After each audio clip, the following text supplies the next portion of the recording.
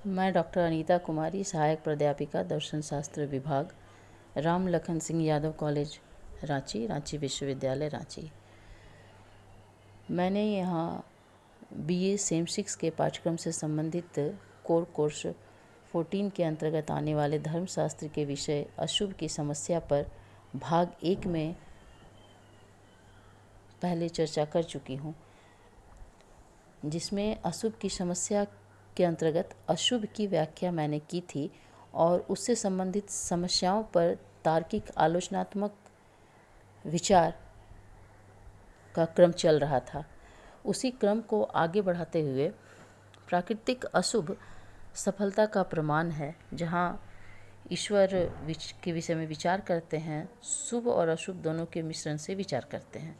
अर्थात ईश्वर के नियमों का पालन से शुभ है और ईश्वरीय नियमों का उल्लंघन से अशुभ है। इस तरह ईश्वर इस विश्व की जितनी भी अपूर्णता है वह उसके अभाव में ही अंतर्निहित कर देते हैं।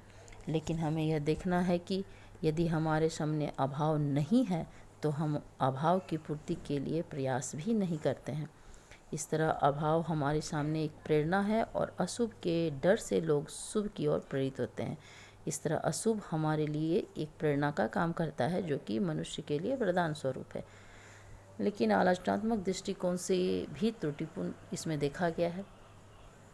अशुभ कभी कभी मानव को इस तरह पतन की ओर ले जाता है कि मानव में उसका एहसास तक नहीं रहता। एक आदर्श व्यक्ति अशुभ के कारण क्रोधी, उदासीन एवं निराशावादी बन जाता है और अशुभ के प्रभाव के कारण मानव अधार्मिकता का परिचय देने लगता है, जिसके परिणाम स्वरूप वह आध्यात्मिकता से विमुख हो जाता है। इस तरह ईश्वर को इस स्थिति में सर्वशक्तिमान कहना भी गलत होगा। अशुभ शुभ के मूल्य को बढ़ाने के लिए अत्यंत आवश्यक है। प्राकृतिक अशुभ के साथ साथ यह भी विचार किया गया है कि अशुभ का मूल्यांकन करने पर यह स्पष्ट होता है कि अशुभ ही शुभ का मूल्यांकन कर सकता है।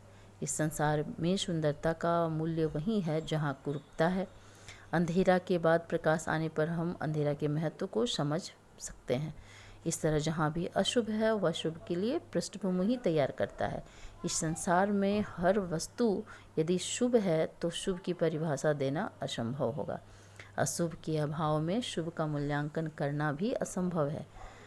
जब इसे आलोचनात्मक दृष्टि से देखा जाता है तो यहाँ विरोध के सिद्धांत को भी हम गलत नहीं कह सकते और इसे हम सार्वभौमिकता भी प्रदान नहीं कर सकते, क्योंकि प्रत्येक वस्तु का अर्थ उसके विरोधी वस्तु को जानकर ही नहीं समझा जा सकता। इस तरह आलोचनात्मक दृष्टि से कहा गया है कि शुभ की व्याख्या के लिए अशुभ का होना जरूरी है। यह गलत है।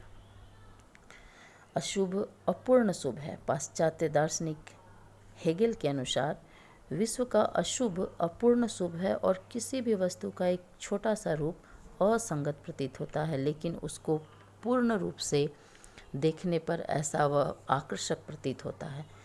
लेकिन इसके संबंध में भी आलोचना पाया गया है और यह कहा गया है कि ध्यानपूर्वक देखने से हेगेल का यह मत गलत प्रतीत होता है, क्योंकि उनके विचार को हम तभी मान सकते हैं जब हम यह मान लें कि भविष्य में पूर्ण रूप से अच्छाई होगी, लेकिन अपूर्णता से पूर्ण शुभ का अनुमान करना उचित नहीं है।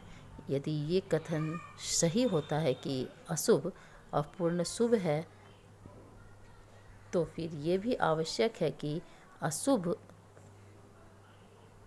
अपूर्ण शुभ है, और यह हमें मानना होगा। जब कोई व्यक्ति शराब पीना शुरू करता है तो प्रारंभिक अवस्था में उसके लिए जहाँ तक उसे सुख मिलता है, लेकिन संपूर्ण जीवन के लिए यह अशुभ है। अशुभ अज्ञात अदृश्य जीवों के लिए भी आवश्यक है, जैसे भूत प्रेत या कुछ ऐसे जीव जिसे साधारणतः नहीं माना जा सकता। ये सभी अदृश्य जीव हैं और इनके निर्वाह के लिए अशुभ का होना आवश्यक माना जाता है, लेकिन यह आलोचनात्मक दृष्टि से इसे गलत बताया गया है, क्योंकि एक विवेकशील व्यक्ति इन विषयों पर कभी विश्वास नहीं करता और उनके विवेक को संतुष्ट भी नहीं किया जा सकता। अशुभ मिथ्या है। कुछ दार्शनिक ऐसा मानते हैं कि अशुभ बिल्कुल मिथ्या है, क्योंकि अशुभ का अस्तित्व केवल मानव मस्तिष्क में रहता है और शंकर के दर्शन में ये देख चुके हैं कि उन्होंने अशुभ को माया बतलाया है। केवल ब्रह्म ही सत्य है और ब्रह्म के अतिरिक्त कोई भी चीज़ मिथ्या या असत्य है। लेकिन पूर्ण दृष्टि से शुभ का अस्तित्व नहीं है, अतः अशुभ सत्य नहीं है।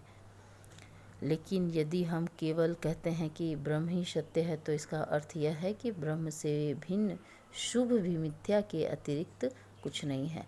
लेकिन ऐसा मानना गलत होगा, क्योंकि सीधे तरीके से अशुभ को मिथ्या कहा गया है और उसकी व्याख्या नहीं की गई है।